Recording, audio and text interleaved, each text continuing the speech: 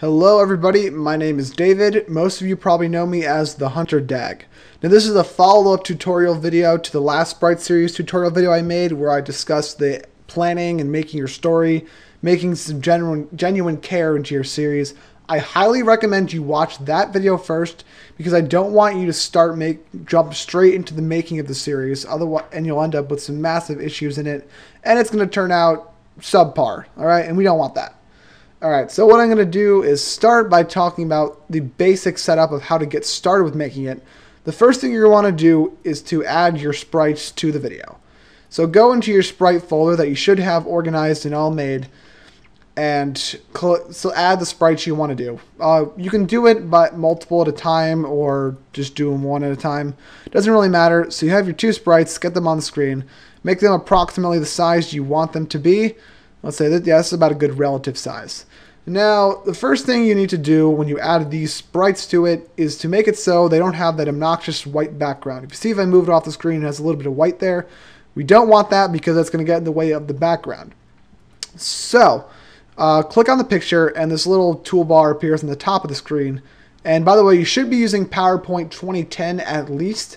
If not, you'll have to make do it with what you have.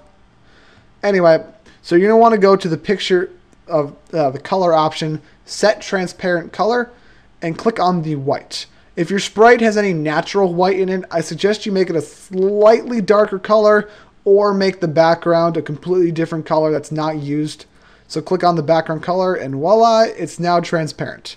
So I'm going to show you the difference between that, and now we're going to add in the background. You do that by right-clicking on the blank screen, format background. You should be in Fill, Picture or Texture Fill. Insert from File, go to your background folder, and field of some sort will be the example.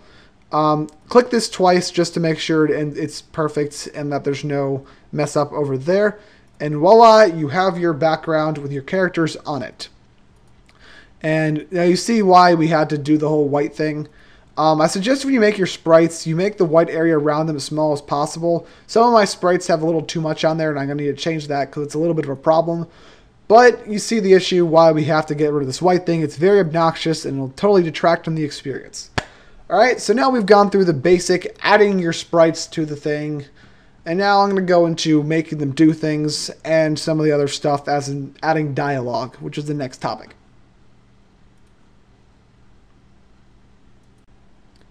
Okay, so now that we've added our sprites to the video, or to the PowerPoint, we're going to have to add in dialogue of some sort. So what you want to do is go to the picture insert again on the top, go to your text box folder, which you should have made, and insert some dialogue. Alright, so I'll start by using the Lyrin text box. Excuse me. Locate the text box to the top of the screen and put it up there like so. It's recommended that your characters are facing each other, obviously, so you can go to the format, blah, blah, blah, rotate, flip horizontally. So insert the text box picture. And now what you want to do is in the Home tab on top, go over to this area right here and click on the one that says text box. Now there's a vertical text box which you will not be using, and you're going to start by making the text box in here. So make it so it's not covering the entire thing. Make it about a normal size. I think 28 is a good size to work with, but that's just me. I don't know what I did there. One moment. Allow me to fix that. It's the whole issue. Alright, so get it so you're not like intruding on the side, you're not too close to the top, and you're not intruding over the picture of the character. Example text. Hello. So there we go. That's your first thing of dialogue. And if you get to the situation where if all your dialogue goes off the thing like this, one moment, it goes off like that, then you can do one of two things. One, select your dialogue and make it one size smaller. If you ever have to go any smaller than that, then you're making it too small, and that's an issue which I'll discuss later. So let's keep it as example text. Hello. You should have keeping a text box on top of the screen makes it so the viewers and yourself, which I'll discuss why later, only have to focus on one part of the screen at a time when figure out who's talking. So what you want to do is right click on the slide on the side of the screen. If that doesn't show up, there's a little thing down here which you can switch between different views. Slide on the screen, right click, duplicate slide. So now your text box is in exactly the same location as it was last time, and the text is also in the same location. Now if you're adding another person talking, which is exactly what you should be doing in any sort of good dialogue exchange, right click on the picture of the text box, go to scroll on to change picture. Then you're going to add the text and select the text box of the other person you want to talk now, and it switches out that picture for a text box of this one. Every piece of dialogue should have its own slide, by the way. So, hello example. I am terrible at spelling. Hello example. So now this is an exchange. Great. Okay. So now I've discussed the process of adding text boxes, and now I'm going to discuss the process of how to maintain continuity within your animations and sizes and locations. Now, what I meant when I said to maintain some sort of continuity between your sizes and everything like that, you want to make sure that your characters are the same relative size to each other, and that your text boxes are in relatively the same location, or no, exactly the same location to where it was in previous episodes. So when you restart your production process and you want to make a new episode, what you should do is go into an episode you've previously made. So I'll go into here and select whatever sprites you're currently using for the episode you're making now. Right, Control C to copy them, and then paste them into here. Now this keeps your sprites at the same size relative to each other. So if I continually added in if I continually went to the insert picture every time I made a new episode, what might happen is one episode Dag might be as big as Liren, even though he's supposed to be smaller, like that. You know what I mean? It's a relatively simple concept. And the only reason you should ever have to make your sprites bigger is if there's a close-up, which I've never had a reason to do it, but if you have a close-up, make your sprite bigger. But also make sure you remember to go back to inserting the copy and pasting your sprite from either a previous slide or a previous made episode, so it maintains the same relative size. Now, relative size is just as important in making the text boxes. So what you should do is go to a previous episode that you've made, select a text box in its entirety, so drag it, get us here, selecting the text box and the text within it, Control C and Control V, and it will end up on top there. If not, there's a use destination theme which places it in the same spot. So now your text within the text box is in the same location relative to the other one. Obviously it's a little bit different because I made it in two separate occasions here, and your text box is in the same spot of the screen. So maintain continuity for your sake and for the viewer's sake, so it's easier to watch overall. Okay, so now I'm going to move into some more of the production processes in terms of animation and stuff like that. So prepare for that part of the video. Okay, so let's say you want to add some sort of animation to your series now. Obviously, you're going to want to have some sort of animation, so let me remove these two unused sprites here. And also make sure I remove this entire text box. So if you want to make a character appear on the screen, right-click on it and go to the Animations tab up top. And some of the animation you might want to use is maybe like appear. It's usually not logical. Fade if there's like gradually appearing for some sort of magical reason. Now the one I like to use most frequently is fly in. Now what you want to do is you're going to want to have the animation pane open this entire time. Now so click on the animation in there and you'll have to see the effect options, which different effects have different options, but in this case I'm going to choose the direction from which the character appears on the screen from. Alright, so you have that, and then blah blah da da da da da. You can what am I saying? Here on the side here, pay attention to this right here. You can choose how long it takes, so make it more reasonable. Say that seems like a reasonable pace for the character to appear on the screen, so it's likely that I'd want to use that. Now when you do this, make the first animation of the slide start with previous, and I'll explain why in a little bit. Well no, I'll just explain now. It's so when you're going through the slideshow and recording it, that's what I'll talk about later. You don't have to worry about your reactions to the spacebar or whatever you're using to advance slides. You don't accidentally clip out your slides. You want to make it all play through evenly. And if necessary, say you want Liren to react to that by teetering, then you just have that, right-click, or click there, and do after previous. And if you, so the way it'll play out is Dag appears, and then instantly after, Liren teeters. But you might want to make a delay a little bit so you can play with this at your will. It increases in increments of 0.25, but you can type it in manually if necessary. So Dag shows up, half a second later, Liren teeters. Alright, so you want every slide, every animations to appear after the previous one with any sort of necessary delay. Alright, so now I've based... Okay, now for the final bit of animation discussion that I need to talk about is motion. Now, if you want to make some sort of motion, like for example, let's say a line. So Dag moves across the screen like that. All right, yeah, I'm playing out. I broke my rule already. You have to make this do after previous. So what you want to do is go over to the next slide, duplicate it, and grab the sprite and try to move it over and put it at exactly where it ends up.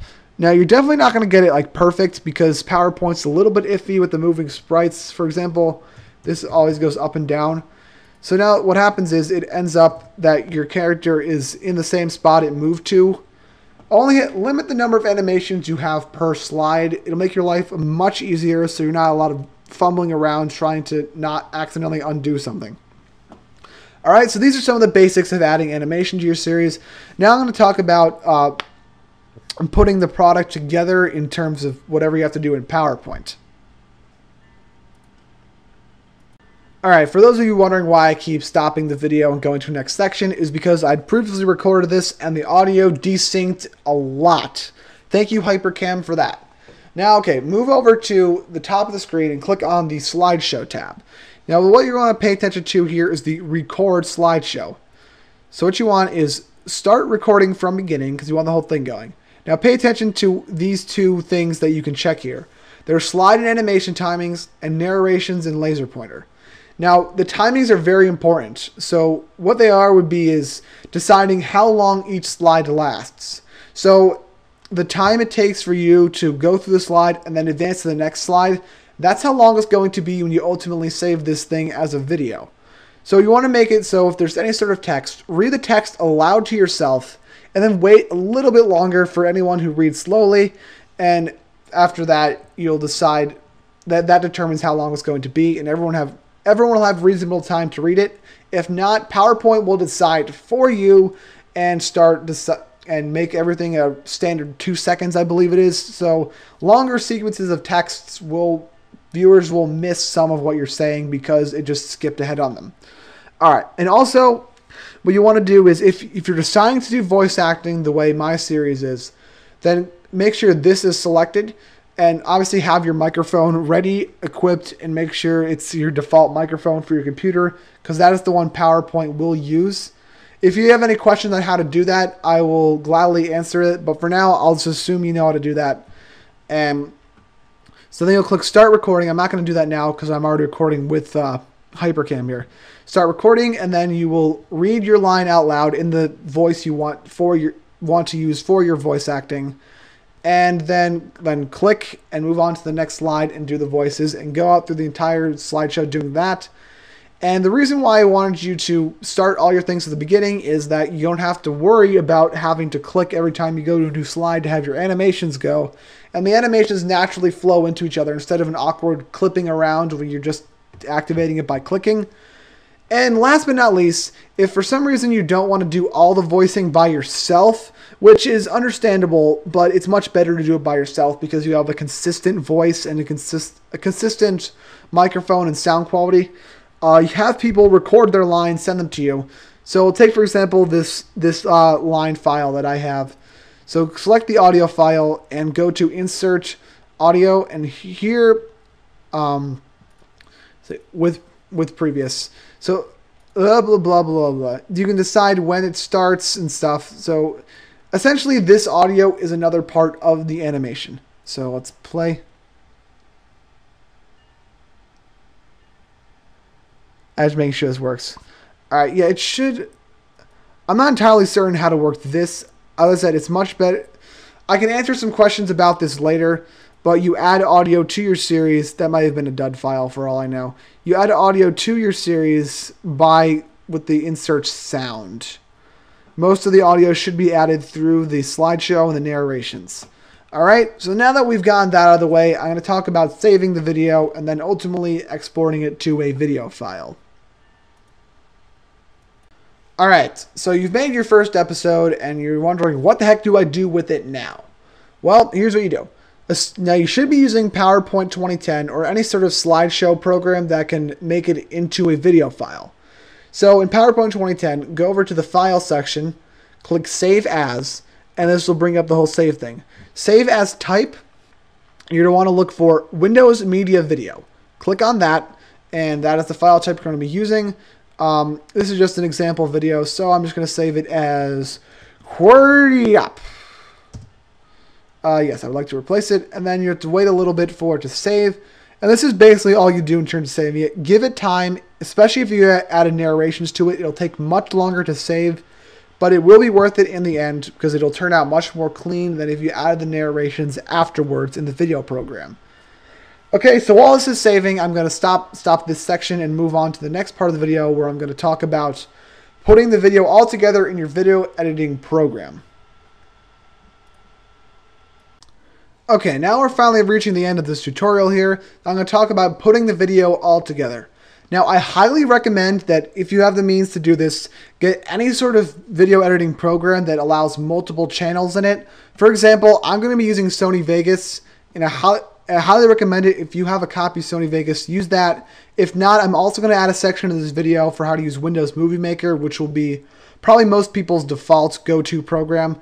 But anyway, this is the Sony Vegas section of the tutorial. Alright, so first you want to import the media. So go click that and find your video file. In this case, it'd be this. Obviously, it's not very long because it's merely just an example video. And drag it down onto the timeline. So, actually, okay, so there, the voice actually does appear in there. Relative to, okay, working on the timing of the voice. Once again, I'll talk about that in a supplementary video if necessary. Whatever. Anyway, so you have this in here. Make sure that you keep your audio of the video in at full volume or neutral volume. Now, what you're going to do is right-click here and insert audio track, because you're going to want to have extra music added to your series, because this is like the final part of the production, is just adding in all the music. So go to your libraries, find your music. I have a lot of stuff here. Just as an example, I'm just going to randomly add a death metal song because I'm cool like that. Anyway, I'm just proving a point here. Mostly you're going to want to have like game music or something like that. Personally, I like using music from the Toho series, but that's just me because I'm cool. Alright, so we want to listen to this now. See, you couldn't hear the audio of the video over that. Now, you're probably not picking up on that, but if you play that, you obviously can't hear it at all. So what you want to do is play with this here, make it quiet, like enough so you can hear that it's happening, but not so loud that it muffles the sound. Alright, so I don't know if you heard that through the microphone, but what happened is you still hear the music in the background, and then it comes to that. Alright? So basically that's the gist of your editing process. Now, if you need to have other sounds in there, for example, insert multiple audio tracks as necessary. So what I'm going to do is I'm going to add some more music to it. Like say I need to have two sounds playing at once. Yeah, once again, I'm just going to add random music in here. Once again, use game music or sound effects or any sort of ambience you get from the internet. Ooh, I don't even know what I'm going to add. I'm just going to... yeah, okay, I'm wasting some time here. Sure, let's just add a random Vocaloid song here. Alright, so toss it in there. Say you need to have two sounds playing at once. I'll play with this to make sure it ends up at the right volume level. I think we covered that already, Sandwich. So you have the whole thing playing together. So mess around with your sounds, move them around through your timeline as necessary to get them playing in the right positions. Yeah, that's pretty much it. Another recommendation, what you can do is, if you're using Vegas, you should click on the video and click S to split it. So, and then also do the same thing at the same spot in your music. So what you can do is to add different music files, and you want to have like different songs playing. So you can sort of like play with the fade a little bit there. I'll move that. Play with the fade so it naturally transitions into the next song. So it's going through here. And once again, I'm not sure if you can actually hear it, but it fades out. And then as you go to the next scene, it fades into the next one. All right. So that pretty much covers how to do the editing in Sony Vegas. And what you want to do is render as, find the type of video, WMV preferably, and preferably HD. That's up to you whether or not your computer is capable of saving that. Save it in the highest possible quality because you want it to be legible and readable. All right, so this is the Sony Vegas section of the tutorial. Now I'm going to move on to the Movie Maker section. Okay, first of all, you may notice that I'm using an old version of Movie Maker. This is pretty much necessary because the new version of Movie Maker is absolute crap and they don't have a timeline in it. You need a timeline, so make sure you download Movie Maker 2.6. Google it. You'll find a download for it somewhere. I guarantee it. Yeah, ignore this. This is a video my brother made because his computer died and he had to use it. All right, so same thing as last time. Import video. Find your file. The QWERTY op file. Now the thing with Movie Maker is you're gonna have to. Yeah, there's actually no audio playing. Yeah, okay. So if you notice in here, the audio of the video is included within it. It's actually, click the plus sign, and it shows the audio within there. So the video has its own audio track, and the music has its own audio track. So now we're also going to import some sort of audio. Once again, I'm going to go to my music, just add a random song here.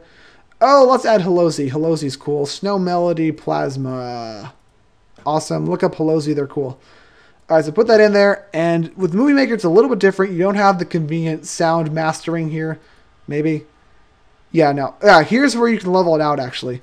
But also, so you can make the video sound more prevalent in the mix. Play with that until it sounds right. But you can also adjust the volume naturally with this here. So you see I made it quieter so you can actually hear this line here.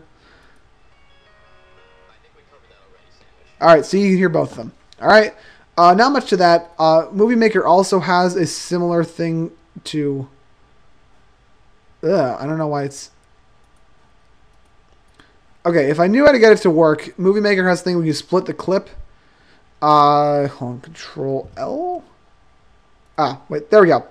Movie Maker can split as well. If you saw the thing I did in Sony Vegas where... let me make this timeline much smaller so I can actually see it. Drag it down to the stop of that, and you're going to want to do like a fade out thing there. And then you add in the next sound, the song, and also do fade in. You have less tracks to work with in Movie Maker, but make the sounds the right volumes by playing with it and getting it to the right volume you want it. So what you want to do is File, Save Movie File. It's a little bit different in Movie Maker. My computer, blah, blah, blah. And then you can choose the quality for the video. You're going to want a high quote. You're definitely going to want a high quality video, so try to do that. If not, then just do best quality for playback on my computer.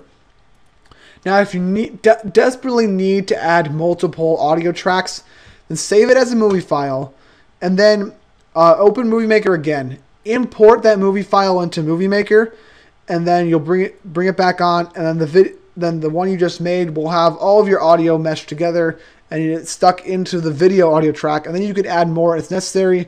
Do that till you have all the tracks you need, and then voila, your series is done. Upload it to YouTube. Congratulations.